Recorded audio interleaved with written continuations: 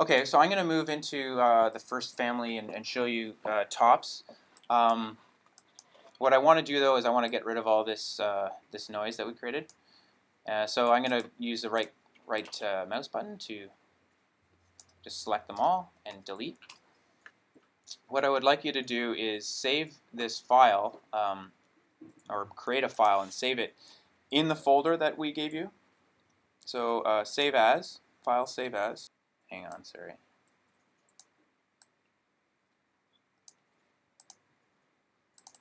So put it in the Norway folder. I'm just going to call it, you can call it whatever you want. I'm going to call it intro.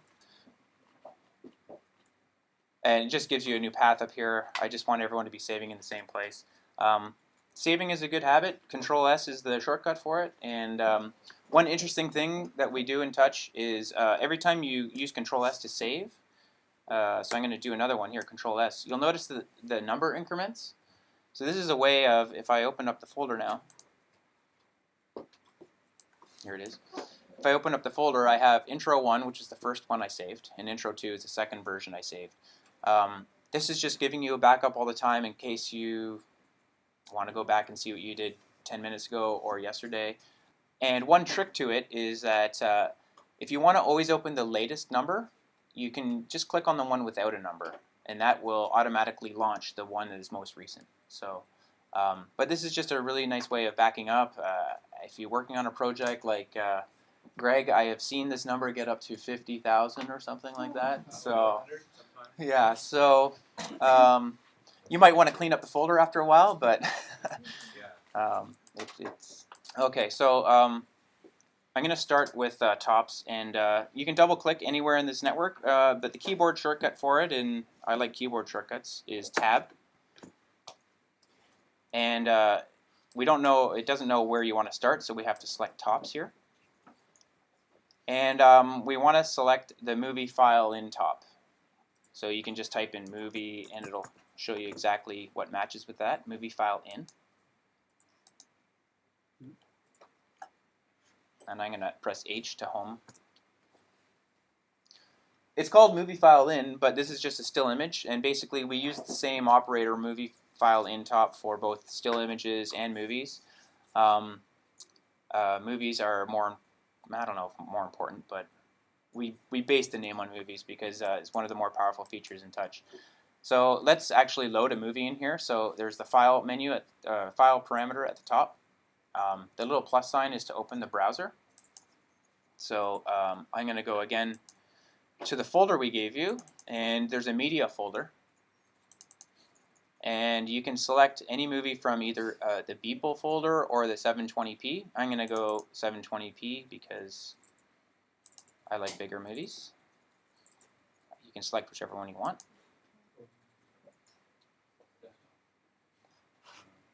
Now, I'd like to show you how this file parameter works. Right now, it's showing the path to the file as simply media 720p patagonia.mov. The reason it just starts at media is because it does a relative path for you. So because we've saved it in here, it's going from there into media and then into 720p. And that's why I asked you to save it in here, because it gives you a short path. It's easy to read.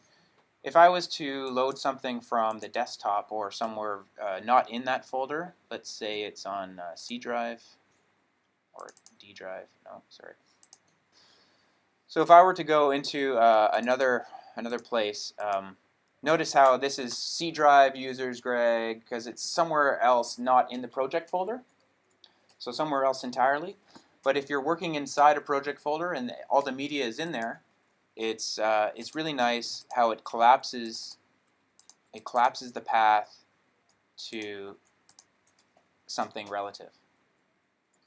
Now, the reason I brought this up is that you have to be aware of where you're saving your file. If I now all of a sudden save this file somewhere else on the system, that path will stop working. So something that you should think about as you're designing your project, and put all your media and assets in the same folder, or think ahead and be aware of that if you're using a different drive for your media. So just something to be aware of. Okay, so I'm just going to go through a few of these parameters here because the movie file intop is really one of the most powerful features of TouchDesigner. Our video playback is in real time. I'll say it's pretty unparalleled. It's very powerful. So just a few different ways of actually playing the movie. In play mode sequential, you have all these options for playback. So you can just pause the movie, or you can with the speed parameter, you can change how fast it plays back. 2 will be twice as fast. 0.5 will be half as fast. You can actually put in negative numbers here too. -1 would be playing it backwards. But you'll see how this kind of chokes right now. Only certain codecs of movies can be played backwards. This is an H.264 encoding, so that's not a good codec to play backwards. But things like animation codec or photo JPEG codecs, certain movie types can play backwards very easily. So if that's a requirement of your project, you need to make sure your movies and your assets are encoded in a way that can play backwards. But that speed parameter is all you need to do that. We do hap and hapq, yeah, and hapq with alpha, yeah. So that's a great codec we use for 4K stuff, very big stuff, because it's very fast to play back. Actually, I can show you what we support if this is still up to date. If you go to any parameter dialog and you click on the question mark, that is the help page. So if I bring it over,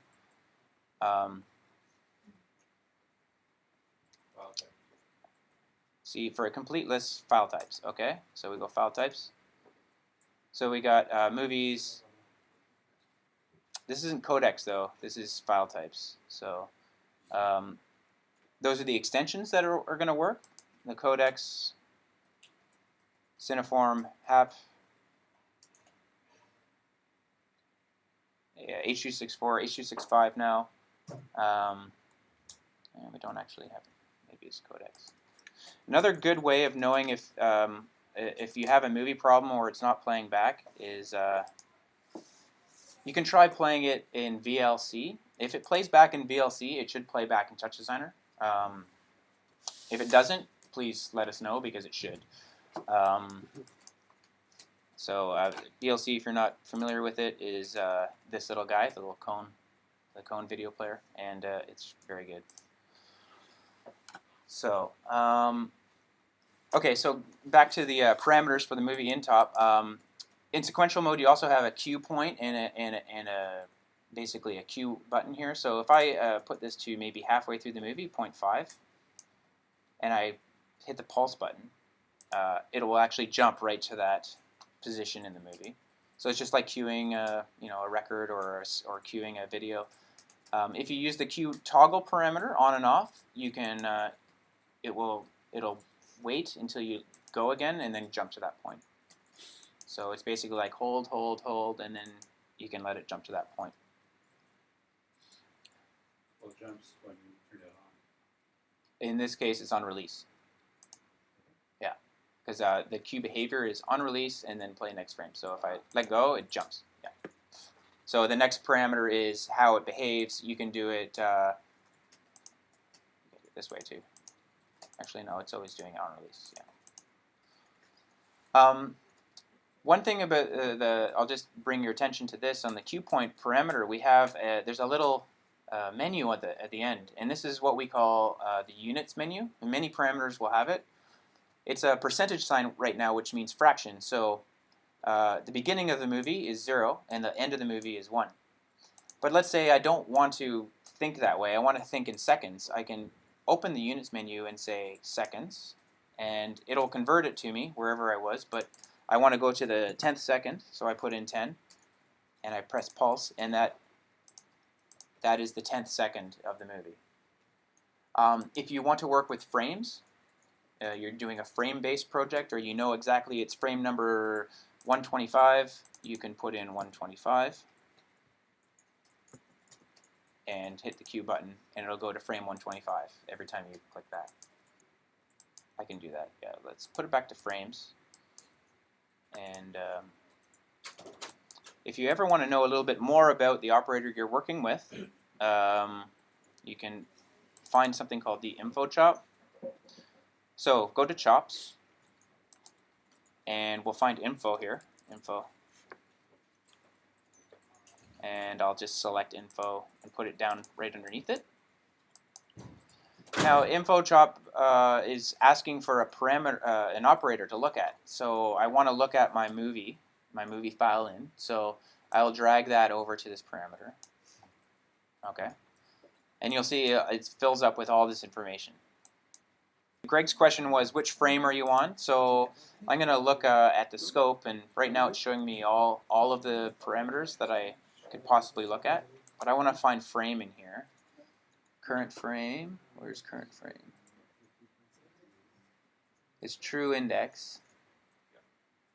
True index is the actual index it is. Okay. So now if I go to 125, like I was saying, frame 125, and I pulse it, see, that's not a good example. But that's, no, it's not, it is a good example. It's how you're going to have movies that are different frame rates than your timeline. So you're looking at the image number. Yeah. So if I go to samples, if I go to index, that's another, see it says true index. So if I look at index, and I go to 125, it will jump right to 125 every time I click that.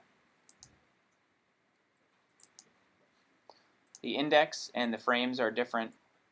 That's because the touch timeline is running at 60 frames a second, which you can see up here. We have 60 frames a second, just set down in this FPS.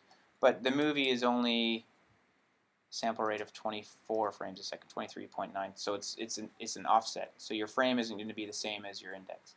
We'll get more into that in chops, which Greg is going to be explaining later. We basically picked 60 frames a second as the frame rate for TouchDesigner. It's nice for real time. It's very fast. But if you were designing something and you only wanted to hit 30 frames a second, you could go down here and type in 30, and then now it's going to run. It's going to try to run at 30 frames, no faster. So down here at this lower corner is part of the timeline system down here. So, but if you have the power and the ability on your workstation to run at 60, that's what we try to hit all the time. And what we're actually getting is up here. It's reported. Okay, we're actually making it to 60 frames a second. Okay, so it's actually smart enough to play back in when I do sequential mode, it plays back in true time. So it's actually smart enough to figure out the frame rate.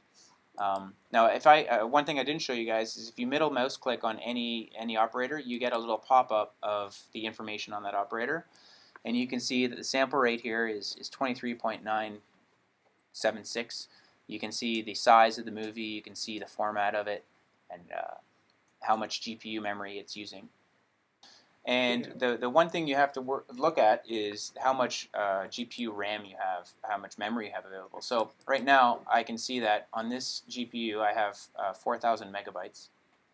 I'm using 100 of them, so I have lots of room to go. But when you start getting close to that upper limit, it starts getting a little, it's not recommended. It's also showing you how much this top is using and how much all the tops in the system are using. So this top is using 11 megabytes, so that's not too bad. But if I loaded a 4K movie in here, it would take a lot more memory. So, okay, so I'd like to show a couple more. So on the image page, if I go over here, there's a few things for dealing with interlacing and also loading errors. If you can't find the movie, what do you do? And interpolate frames is a very interesting feature actually, which is off by default. But if I slow the speed down to very slow, you can see how I can see each frame going by. Let's go a little slower than that, like 0.05 on speed. But if I now go to interpolate frames, it actually blends between the frames. So if you have if you need to play back very slow, but you don't want the stepping motion, you can turn on that, and it does a automatic blend in between frames. So it's really nice.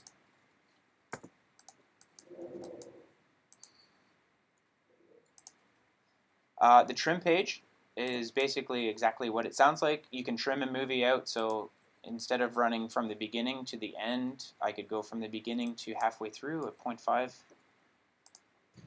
And now it'll just play from the beginning to the middle.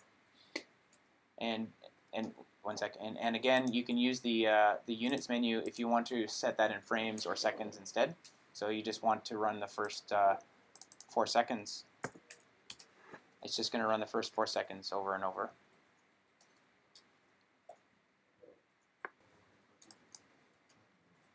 Okay. So I'm going to turn off trimming. Fine. Now you were saying you asked about a sample rate, and if you wanted to override your sample rate, it depends on your content, of course, but there's an option right here to override your sample rate. So if I turn that on, now the sample rate of this movie is going to be 30. So it'll play back at not the intended speed, but you can force things and change it. I could say the sample rate is 60 as well, or whatever you want to do. And this sample rate here is very useful for the other thing you can do with the movie file in is you can point it to a folder of images as opposed to just a movie. If you point it to a whole folder of images, it will go through and play image, image, image, image, image. But it doesn't understand the sample rate for that. It would just play 1 per second. So if you go into the trim page and you say sample rate 30, it will play back those images in the folder at 30 frames per second. Movies are better for compression and stuff like that, but let's say you have images you're scrubbing off Instagram and you're just putting them in a folder and then you're, that might be a case. Yeah, or a slideshow. If you want to do a slideshow every 5 seconds, you can just put it at 5. And yeah. I haven't discussed how you can use mathematical expressions in these parameters yet, but let's say, yeah, so I don't want the speed to be 1, I want it to be a third, and I don't know that that's 0.033. So you can put in a mathematical expression. I can just put divide by 3, and it does it for you. So you can put any math you want in there. Now this is showing the results, and it goes into a different mode. It's an expression mode, which is why it's blue with a black background. And if you want to see your expression, you can click on the parameter, and it opens up and it shows you this expression mode. There's my little 1 divided by 3 plus 2.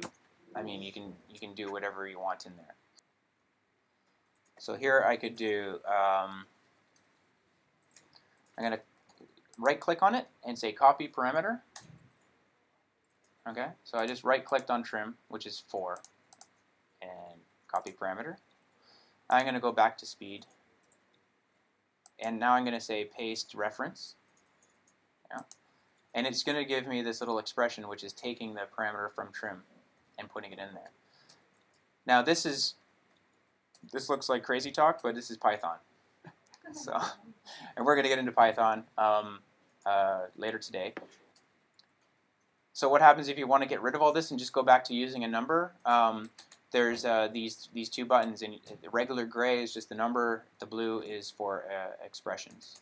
So I can go back to my number like that. And the nice thing is about it, we're actually giving you 2 different modes here, so you can kind of explore the value space here. I can kind of play with this number until I find a good value, figure out how this parameter works, but I still have my expression in there. If I want to go back to it, I can go at any time back to it. So I still had that number saved on my clipboard.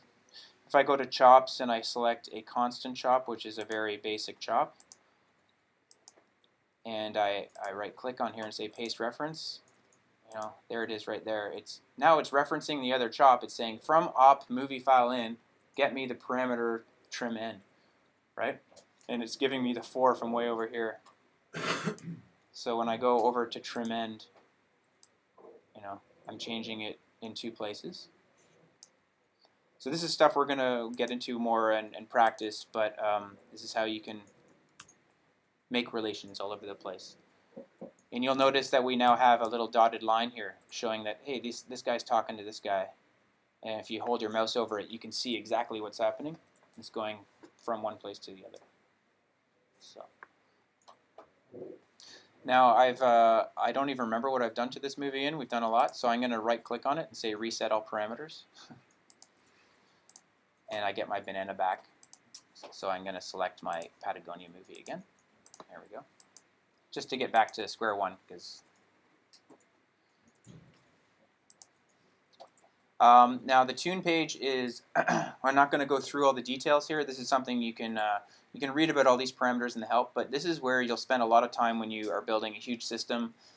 You have to deal with loading movies well, you have to deal with memory management, and you have to deal with maybe 4K or 7K or bigger movies.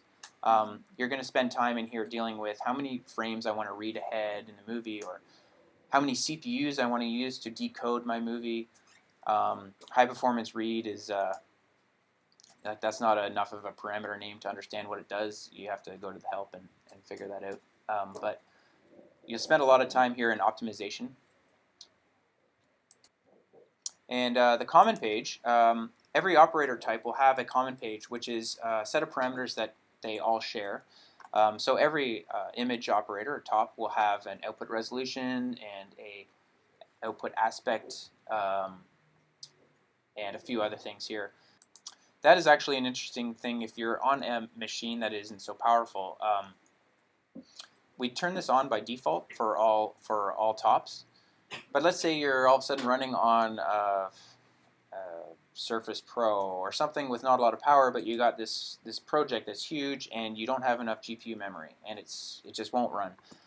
What you can do is use this multiplier to reduce the resolution of everything in your system. So this is in Preferences. If you go to Edit, Preferences, and this is our Preferences dialog. We have an actual tab for tops. So if we go to tops and we see the global resolution multiplier is 1 times. So if I go to half of that, now it's going to multiply all my resolutions by half, and then I have to press apply. Okay. Now if you look at my if I look at my movie, it's only 640 by 360, and I'm only using 8 megabytes instead of the 11 megabytes before. So I do this sometimes when I'm running on a laptop on a system that is normally running on a workstation, and I can't fit it all into the memory. I'll come in here and turn this down to half.